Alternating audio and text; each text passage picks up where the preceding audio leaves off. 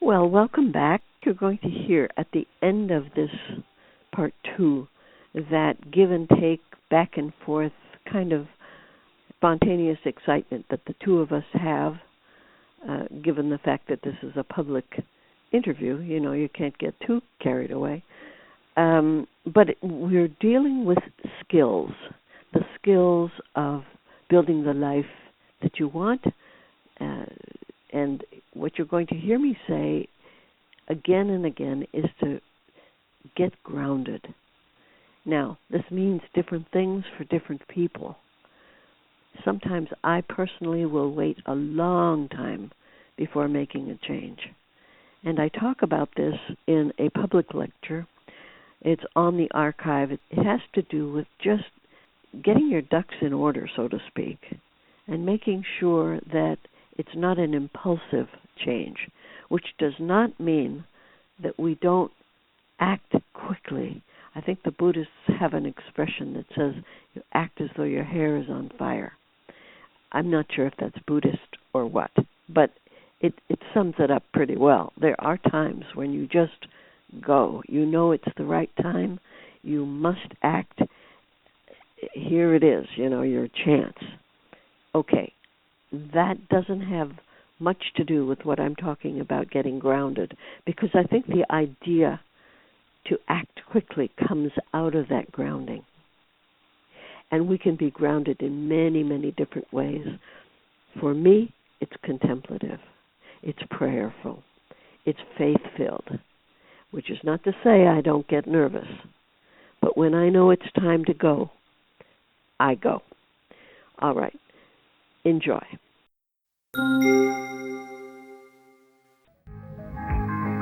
Good evening again, New England. This is Karen Steele on WALE.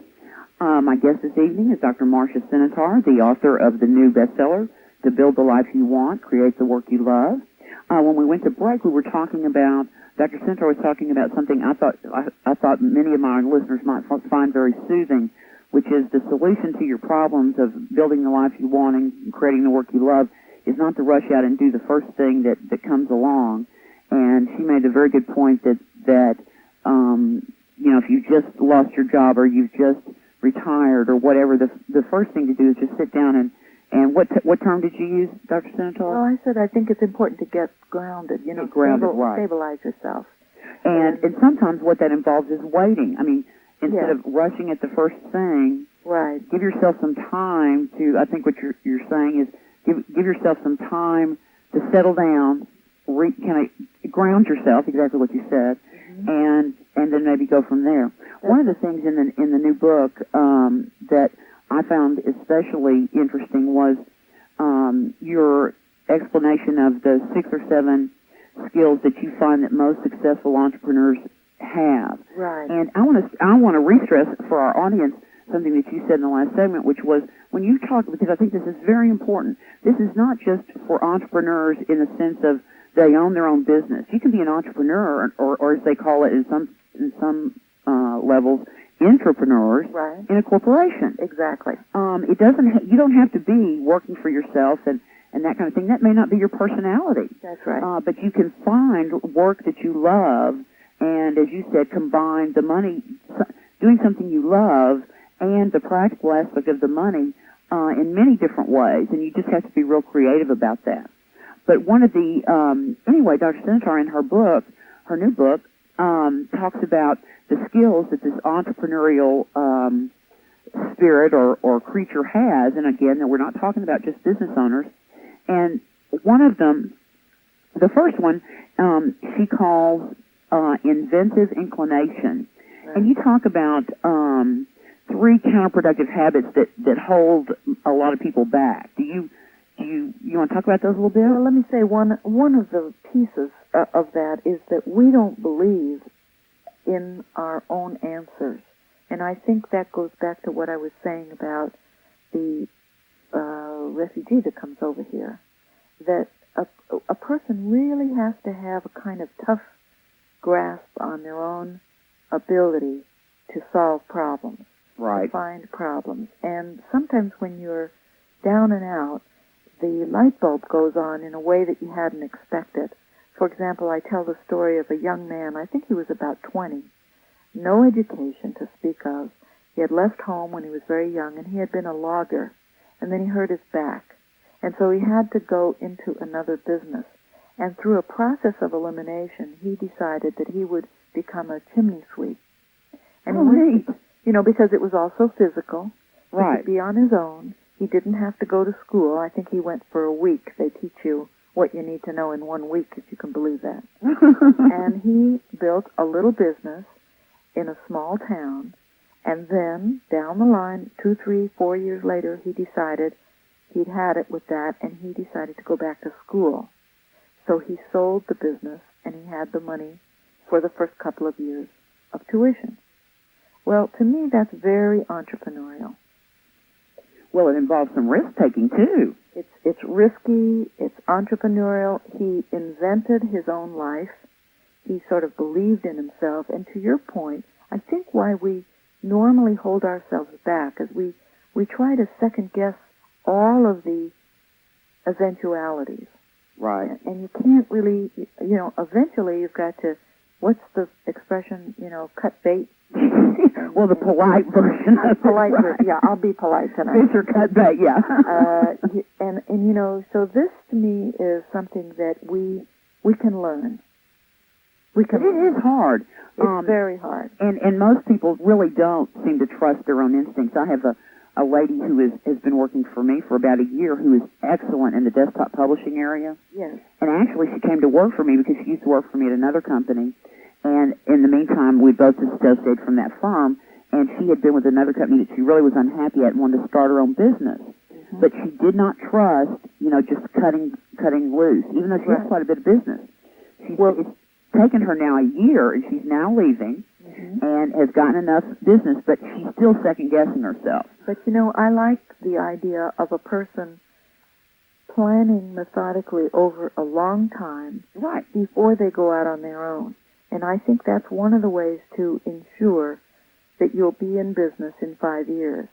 The worst thing that we could do is, to your point earlier, is that if we can impulsively jump into something, and then the next day we'll have another idea, or we go with our fear and we stop and quit. This is too erratic, and that's not what makes a successful business. Well, and I think people really, it's been my experience, and I imagine yours, that people really underestimate what kind of commitment you're talking about. Now, we're talking specifically right now, I'm talking about doing your own business, jumping off, that kind of thing. What kind of commitment you're talking about. And if you don't really love what you do, then you're not going to make it. You're not going to be willing to take out the trash and sweep the floors. Exactly. And all those things that you have to do to get to the top. If you think you're going to, start out with a, office space downtown and that kind of thing. But even persons that work for large corporations have to have the kind of tenacity where, for example, they stay late at the office, or they give up a weekend, or they stay with it even though somebody else gets promoted around them. Mm-hmm. That's the kind of tenacity you need in your own business. But going back to the other point, it's also the kind of perseverance you need to work any place. And don't you think, and this is something I did not elaborate on, although I talked about it in one of the chapters, there's a different energy that people give off or exude who have that kind of enjoyment. Fervor, or tenacity. And it's kind of evangelical, just what you said. It's like, boy, this person is driven. This person is, or this person is believable, or this person makes me want to follow them, or this person is credible. So we have a lot of different ways that we express it, but by and large, it's the kind of energy that's magnetic.